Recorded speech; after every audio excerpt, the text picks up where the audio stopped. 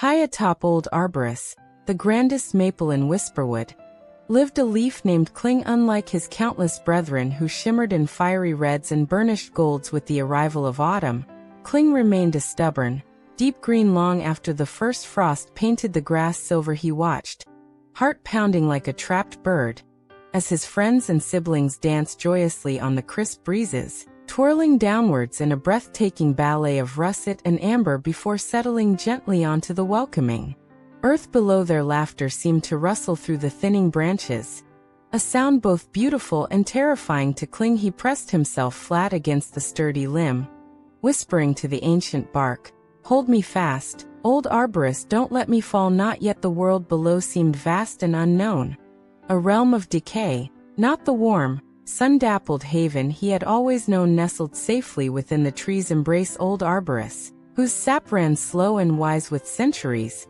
felt the little leaf's desperate grip. He rumbled softly, a vibration deep within his core. "Little one."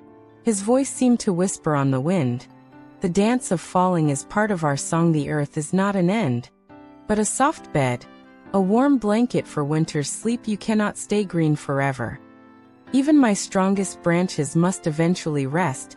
But Clung only trembled. His veins tightening, he remembered the lush, vibrant canopy of summer, the comforting hum of bees, the security of being one among thousands. The stark beauty of autumn felt like a prelude to oblivion. He saw the squirrels gathering the fallen leaves, heard the crunch beneath passing feet, and imagined only darkness and dissolution. "No," he murmured, "I belong here, with you up high where the sun still finds me." Weeks drifted by, carrying away more and more of Clung as companions. The branches grew bare, skeletal fingers scratching against the gray November sky. Clung, now a solitary patch of faded green amidst the stark emptiness, felt terribly exposed. The sun, when it shone, seemed weaker, its warmth failing to penetrate the deepening chill that settled in his very fibers. The wind, no longer a playful partner, became a persistent, nagging force, tugging relentlessly at his stem. He felt brittle and thin,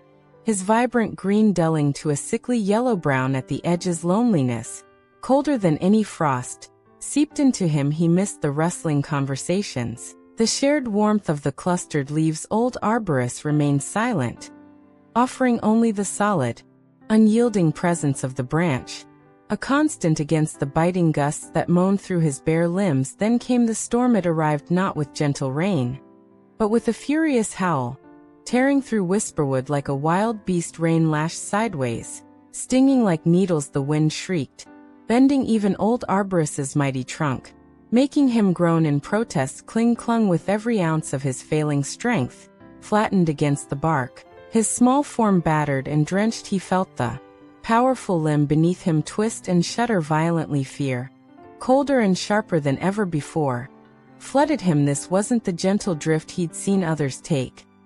This was violence. He heard the sharp snap of smaller twigs nearby, ripped away screaming into the chaotic darkness. His own stem screamed in protest, fibers straining beyond endurance against the tempest's brutal force. The security he had fought for felt like a cruel trap. There was a final, agonizing wrench, a sensation of tearing that shot through his very core. Suddenly, the relentless pressure ceased, replaced by a terrifying, weightless rush. He was tumbling, spinning wildly, a tiny boat cast into a raging sea of wind and rain. The familiar outline of Old Arborus, his anchor for so long, blurred and shrank alarmingly fast. Panic seized him, a dizzying vortex worse than the fall itself. He braced for a harsh impact, for shattering, for the end. He dreaded all autumn. The ground rushed up, a dark, wet expanse of fallen comrades and churned earth. He closed his eyes, surrendering to the inevitable descent,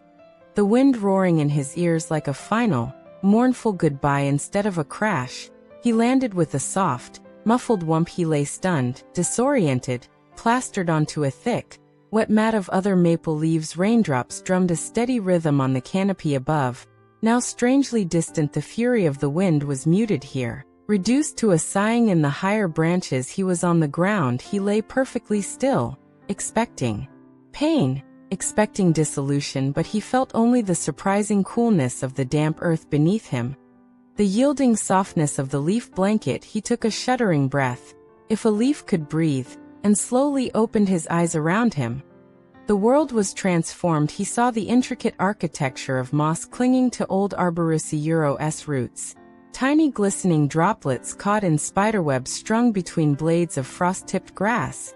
The rich, dark soil that smelled not of decay, but of potential, of life waiting patiently beneath the surface. The perspective was utterly new, profoundly peaceful. High above, Old Arborus watched the tiny shape settle onto the forest floor. A deep sense of relief, mingled with ancient sorrow, flowed through his ancient wood. He had felt Clung's terror, his desperate resistance to the natural order. Now, seeing him land softly, embraced by the community of fallen leaves, a quiet contentment replaced the worry. Rest now, little Clung, the old tree's thoughts whispered on the gentler breeze that followed the storm. You held on bravely, longer than most. Feel the earth hold you. Dream deep dreams beneath the winter snow. Your fear is past. The storm clouds parted, revealing a single, brilliant star down below.